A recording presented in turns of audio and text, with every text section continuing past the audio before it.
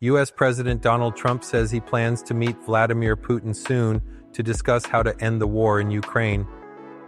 Any such meeting would reverse years of isolation of the Russian leader following his full-scale invasion of the country. It comes after Mr. Trump made 2 phone calls, one to the Kremlin, the other to Ukraine's President Zelensky. So this map illustrates the extent of Russian progress in this war, and that's shown in red, with territory held or retaken by Ukraine in purple. Now, if the talks do begin, it's unclear on exactly what terms. Our North America correspondent Merlin Thomas has more. President Trump and Vladimir Putin aren't exactly friends, certainly not allies, unless there's something to gain.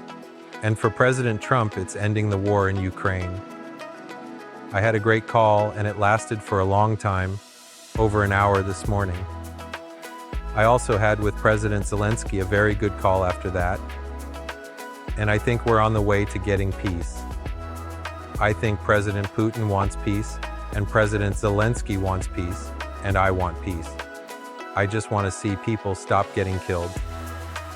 And an in-person meeting is on the cards. He'll come here and I'll go there, and we're going to meet also probably in Saudi Arabia. The first time we'll meet in Saudi Arabia, see if we get something done. But we want to end that war. That war is a disaster. It's a really bloody, horrible war. After he spoke to Vladimir Putin, President Trump also spoke to Ukrainian President Vladimir Zelensky, who described their conversation as meaningful. We discussed many issues, and President Trump informed me of what Putin told him. We believe that America's strength is enough, together with us, to pressure Russia and Putin towards peace. Ending the war on Mr. Trump's terms may come at a cost to Ukraine and restoring its original borders. It certainly would seem to be unlikely. They took a lot of land, and they fought for that land, and they lost a lot of soldiers. But the heightening talk of peace has changed little in Kiev, where Russian missiles continue to target Ukraine's capital. The road to peace will be neither straight nor smooth for Ukraine, and on whose terms and at what cost. Merlin Thomas, BBC News, Washington. And there is a NATO defense ministers meeting taking place right now in Brussels. So these are pictures coming to us live. You can see many of the ministers there having conversations, and top of the agenda, as we've been hearing and as you'd expect, will be war in Ukraine, particularly following those 2 phone calls that were held between the U.S. President and Vladimir Putin first, followed by a second call to Ukraine's President Zelensky. And we've heard a number of comments from a number of individuals, including the U.S. Defense Secretary, Pete Hegseth, reiterating, number 1, that the U.S. will not be putting troops in terms of troops on the ground, or NATO troops should not be used in trying to find peace in Ukraine. And primarily that European nations should step up, as he said. And NATO spending, the figure has been put at around 5%. So we'll be watching that meeting in Brussels throughout the day. And obviously a number of press conferences will be held by key figures later. And we'll bring you that live right here on BBC News. Well, speaking ahead of that conference, as I said, was the U.S. Secretary of Defense, Pete Hegseth. This is some of what he said. Well, it's a great morning.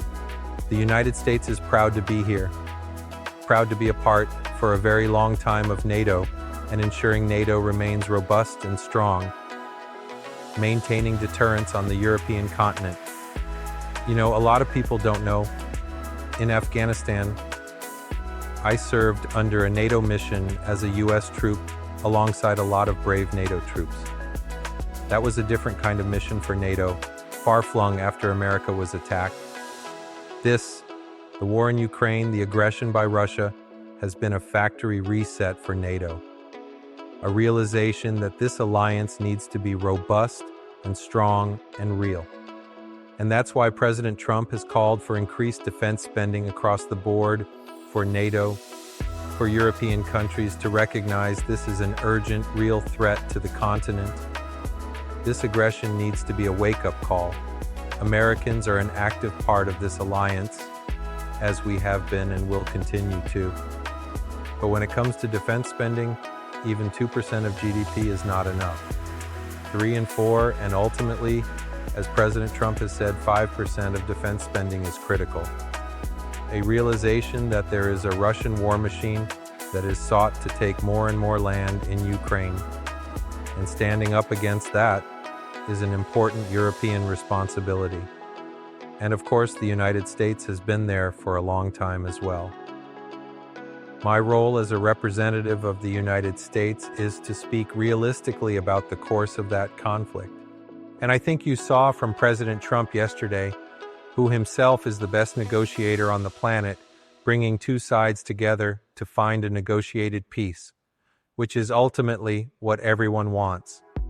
And that was the U.S. Defense Secretary, Pete Hegseth, speaking on his way into the NATO defense ministers meeting taking place in Brussels as we speak. More on that as and when we get it. In the meantime, our Ukraine correspondent, James Waterhouse, who is in Kyiv, offered an outline of how the phone call between President Trump and Vladimir Putin would dominate those discussions today. You have this conference center in Brussels yesterday, in which America's new Defense Secretary, Pete Hegseth, laid out America's position in a very blunt message. Ukraine was left in no doubt as to what the Washington stance was in terms of it having to cede territory to Russia, and in terms of it never joining the NATO military alliance. Today, I think from defense ministers, we're going to see a bit of a diplomatic messaging where we're already seeing the UK Defense Secretary John Healey talk about there not being able to be any negotiations on Ukraine without Ukraine. That's something President Zelensky says all the time. And yet, we just need to look at the last 12 hours to show that it's been anything but that. You have a warm conversation, it seems, between Vladimir Putin of Russia and Donald Trump of the US. And President Zelensky, meanwhile, here, had to wait his turn. He had to wait for his biggest ally to get off the phone with the invader of his country. And then he talked about agreeing that America's strength and Ukraine's strength would be enough to pressure Russia into some kind of a peace.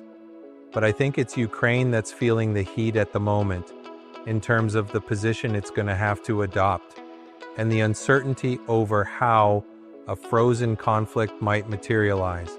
America said there will be foreign troops here, but it's just not going to be us. Europe needs to step up in that regard.